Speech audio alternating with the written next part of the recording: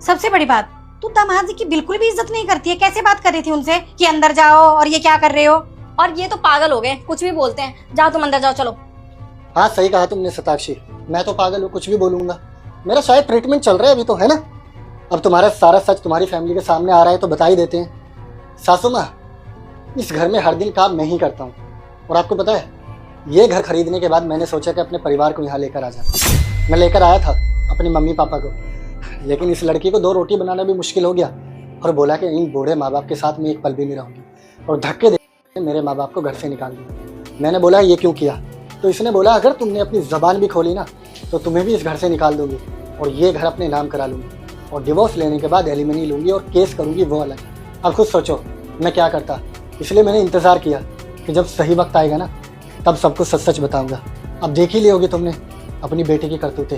बाकी मैं एक बात कहना चाहूँगा, मुझे उस लड़की के साथ हरगिज़ नहीं रहना जो मेरे माँ बाप के साथ नहीं रह सकती, इसलिए अब से मैं भी इसके साथ नहीं रहूँगा।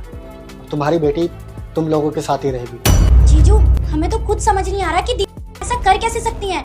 शादी के पहले तो ये ऐसी थी भी नहीं। ये सब क्या हो रहा है समझ ही नहीं आ रहा।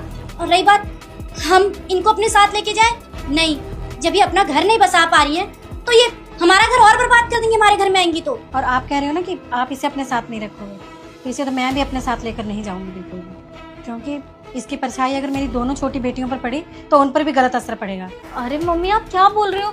और सैम तुम क्या बोले जा रहे हो? तुम्हें पता भी है शादी के बाद एक लड़की का घर ससुराल ही होता है। मैं कहाँ जाऊंगी अगर तुम मुझे निकाल दोगे तो?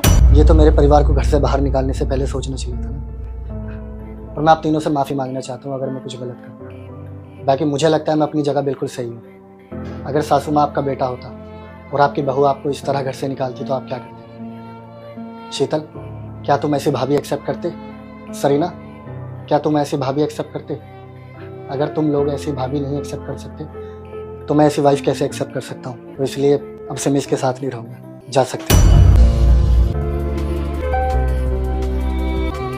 अगर महादेव जी का मुकाबला स्पाइडरमैन से हो जाए तो महादेव जी को जिताने वाले वीडियो लाइक करके कमेंट में रेड हार्ट भेजो, और स्पाइडरमैन के फैंस सब्सक्राइब करके ब्लू हार्ट भेजो।